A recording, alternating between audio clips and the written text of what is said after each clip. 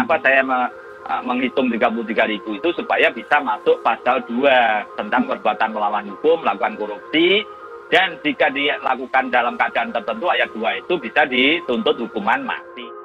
Ya tentu aja motivasinya ini untuk mengamankan posisi pihak-pihak yang lebih tinggi di atasnya. Ya bisa jadi itu Madam Bansos atau Mr. Bansos ya, kita nggak tahu ya.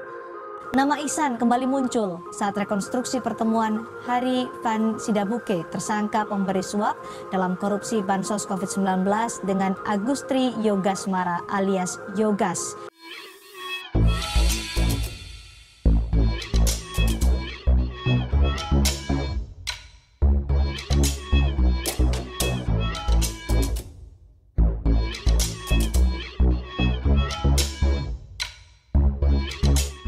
Tonton video ini sampai selesai agar Anda tidak gagal paham.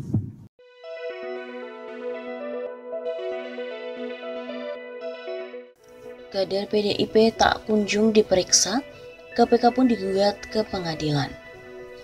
Masyarakat Anti Korupsi Indonesia atau MAKI menggugat KPK terkait dengan penanganan kasus dugaan rasuah bantuan sosial COVID-19 lantaran kader PDIP Ihsan Yunus tak kunjung diperiksa. Koordinator MAKI Boyamin Saiman mengatakan gugatan telah didaftarkan ke Pengadilan Negeri Jakarta Selatan pada hari Jumat 19 Februari. Boyamin menilai penanganan perkara tersebut tidak secara serius dilakukan oleh tim penyidik KPK.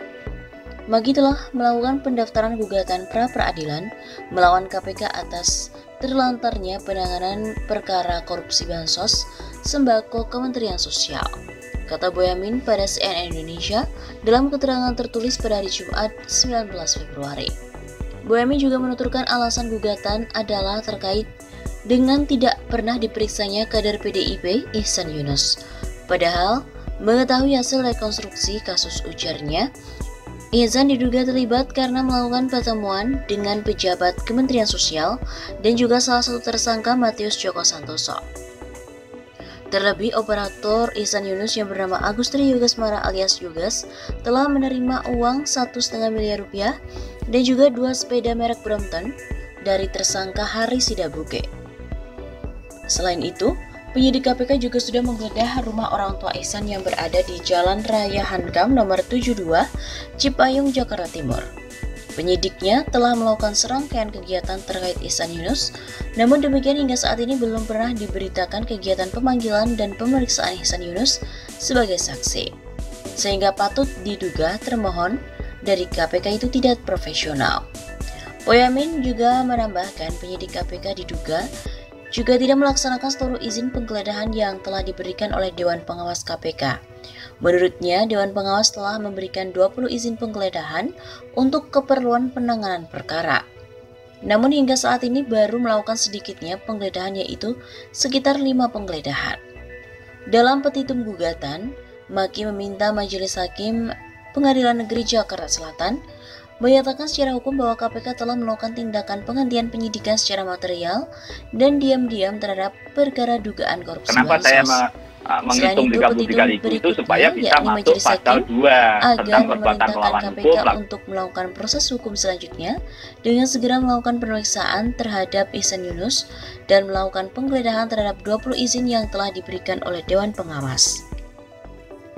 Majelis Hakim memerintahkan termohon melakukan penyelesaian penanganan penyidikan dan melimpahkan berkas perkara kepada Jaksa Penuntut Umum kepada KPK. Pungkas Boyamin.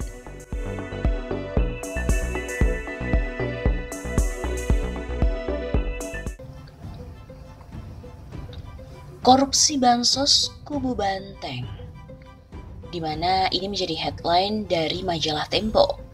Menteri Juliari Batubara yang membentuk tim khusus untuk menunjuk langsung vendor paket bantuan sosial. Tim ini juga menampung upeti dan mengerahkan vendor kepada supplier yang terafiliasi dengan PDIP. Menteri Juliari pun juga sempat menyebut nama putra presiden untuk pengadaan tas penampung bansos. Tim khusus dari Menteri Sosial Juliari Batubara diduga menampung fee dari perusahaan yang ditunjuk untuk mengadakan bantuan sosial bahan kebutuhan pokok.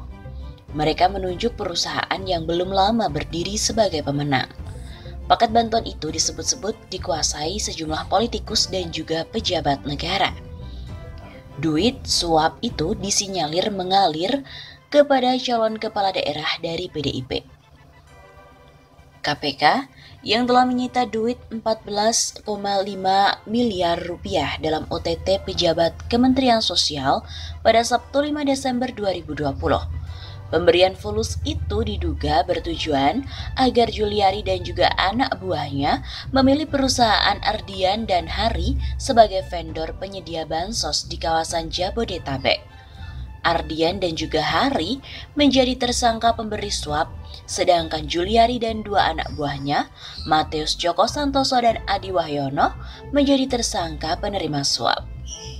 Dari pengusaha ini, Juliari diduga telah menerima suap senilai 17 miliar rupiah. Duit ini pun dipungut dari pemotongan dana bantuan sosial sebesar Rp10.000 dari paket bahan pokok seharga Rp300.000. Selama 8 bulan ini, sudah 23,708 juta paket atau senilai 6,464 triliun rupiah yang telah disalurkan. Diduga telah disepakati adanya fee dari tiap-tiap paket pekerjaan yang seharusnya disetorkan para rekanan kepada Kemensos melalui Matius Joko. Seperti itu ujar Ketua KPK Firly Bahuri. Kemudian pada Ahad dini hari 6 Desember yang lalu, setelah anak buahnya ditangkap oleh KPK, Juliari kemudian menyerahkan diri kepada Komisi Anti Korupsi. Setelah diperiksa oleh KPK, dia pun mengatakan akan mengikuti proses hukum. KPK menengarai duit suap untuk Menteri Sosial Juliari Batubara digunakan untuk membiayai keperluan pribadinya. Ketua KPK Firly Bahuri mengatakan duit itu dikelola oleh dua orang kepercayaan Juliari bernama Eko dan juga Selvi.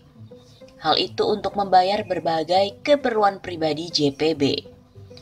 Penelusuran Tempo juga menunjukkan duit itu terindikasi digunakan untuk membayar sewa jet pribadi yang digunakan oleh Juliari saat bertandang ke luar kota. Biaya sewa pesawat itu sekitar 40 juta rupiah per jam. Juliari juga menggunakan pesawat charteran itu saat berkunjung antara lain ke Kendal, Jawa Tengah, ke Medan, ke Bali, dan juga ke Malang, Jawa Timur. Tidak hanya untuk membayar jet pribadi, duit suap diduga juga mengalir untuk memenangkan calon kepala daerah dari PDIP dalam pilkada yang digelar tanggal 9 Desember yang lalu. Dua penegak hukum yang mengetahui aliran duit Juliari bercerita.